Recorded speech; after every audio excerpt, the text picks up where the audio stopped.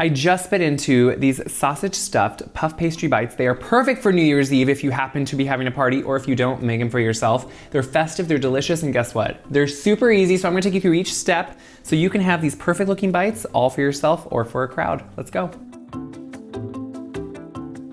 We're still in a little bit of an appetizer season, and whether we're in a special holiday season or not, appetizers can always be something that work really well. And what I love about these sausage-filled puff pastry bites is that they work really well with soup if you're gonna have it, with a lunch if you're gonna have it. You can use them in various ways. They don't have to be an appetizer. They're also just really good on a weeknight if you want them. So what we're gonna start with is the sausage mixture and what we need to do to get the meat ready.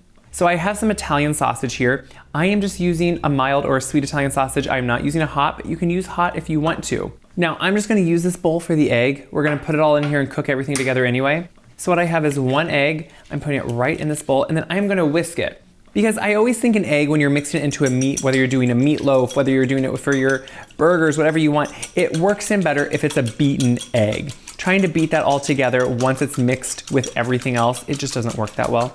So just make sure you break it up somewhat evenly, but see how I can do this and it's starting to just fall off a little bit easier. If it's not mixed well, it doesn't evenly mix into the mixture. So we're gonna put the egg right in the bottom.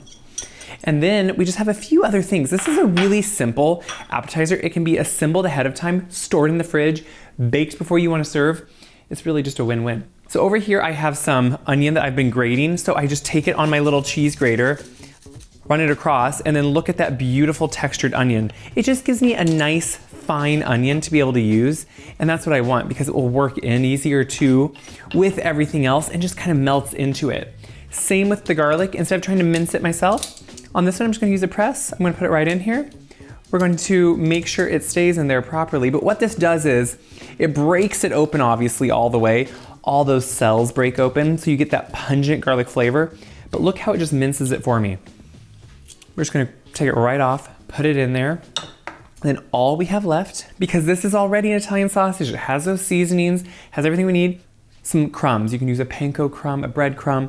What this is gonna do is help so it binds well and holds together.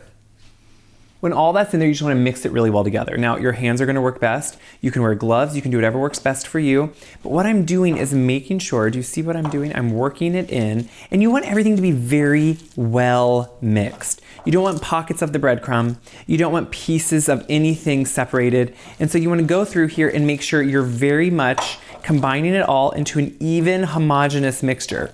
And see how quick and simple that can be since we're using our hands again. So what I wanna do now is I'm gonna set this aside. I'm gonna wash up, we're gonna get some flour, we're gonna start rolling out our puff pastry. It's pretty quick. With that meat mixture done, we can now worry about our puff pastry. So obviously I'm using store purchased puff pastry because, you know, it can be a time saver. You let it always thaw in the fridge. That's gonna be your best method overnight because it will come frozen. And then you just wanna gently open it up. And this is such a time saver because I think we all know different things we love to do with puff pastry. Whether you use it as a crust, whether you make some type of like special appetizer with it like I'm gonna do here. There's so many things you can do with it.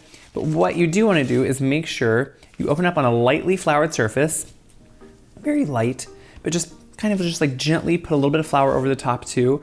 It depends what brands you get. Sometimes they can just be a stitch tacky, but you wanna keep it cold. So just like anytime we're gonna make a pie crust or anything like that, you wanna keep it cold, make sure it's not sticking. And all I'm gonna do here, I'm not really gonna roll it out. I'm gonna smooth it out is what I say. I just want those seams, just lightly brush them so they kind of have a nice, even, see how we're just kind of like helping the seams disappear slightly? That's honestly all it is. That's all we're doing. So now what we're gonna do, this is how simple this is. And so that's why if you keep this in the freezer, you're always ready to go if you need a time-saving appetizer like this. We're gonna cut it in half lengthwise. So I have the long side sitting towards me. I'm just gonna take a quick little cutter here and just cut it down. Now that's kind of where that natural seam was on this one, but remember different brands are different.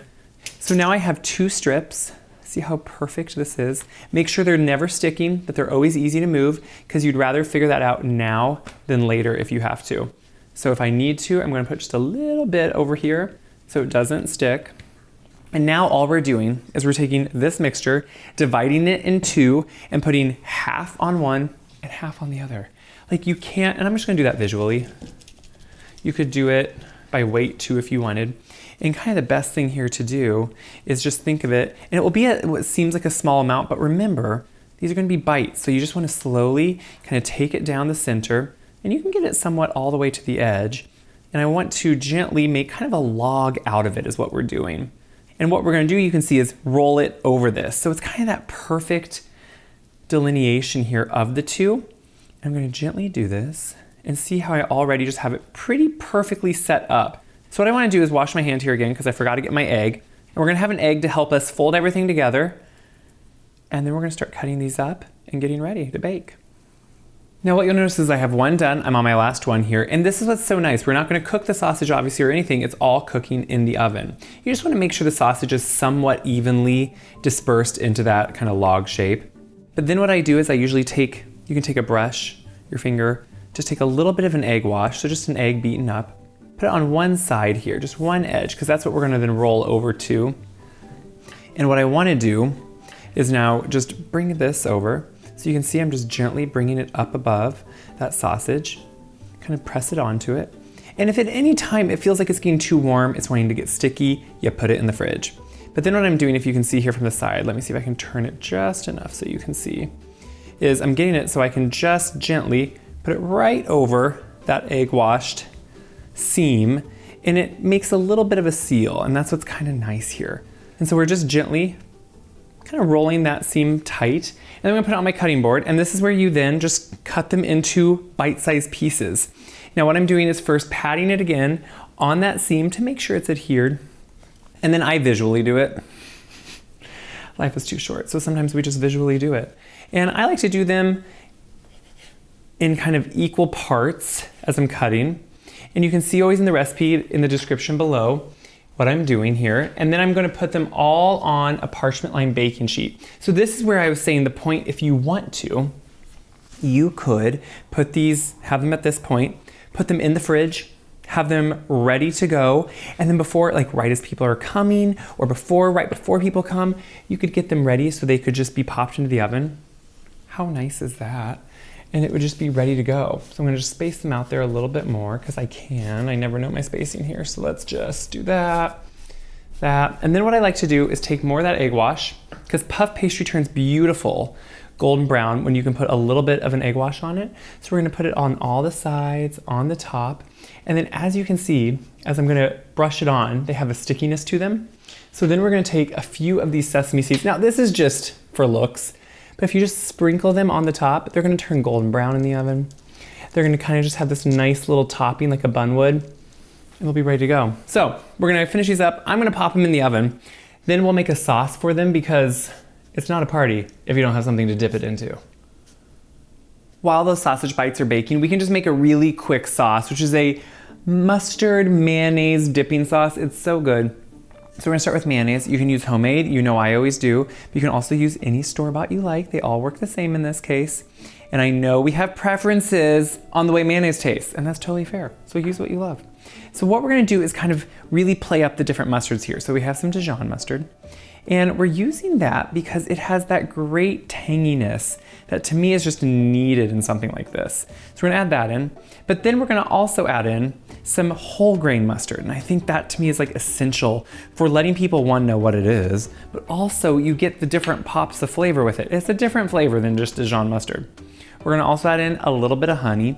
So this is going to balance everything out. So mustard obviously has a tanginess to it.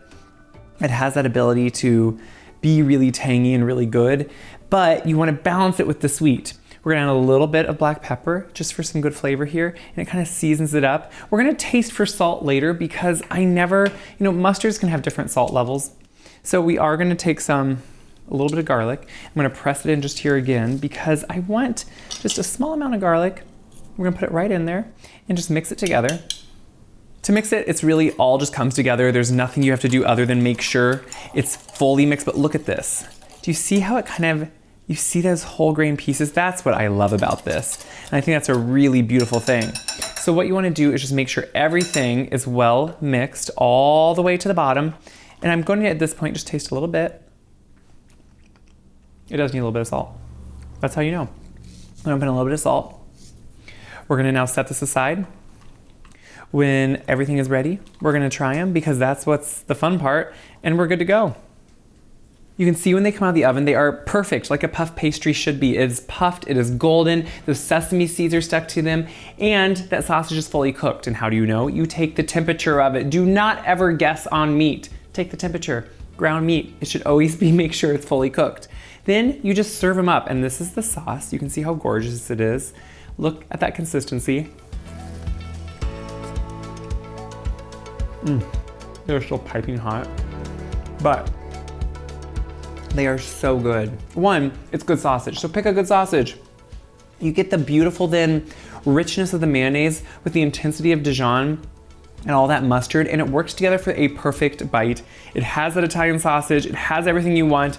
Whether it's for New Year's, Happy New Year. Whether it's for something else, enjoy these because they're gonna go fast. You're gonna have to make a double batch. Why not enjoy them? That's what it's about. So share this video around so other people can see how easy it is to make good food at home, including appetizers. Check my website, wyseguide.com, for this recipe and all my others. And until next time, make something festive, have people over. That is the point of food.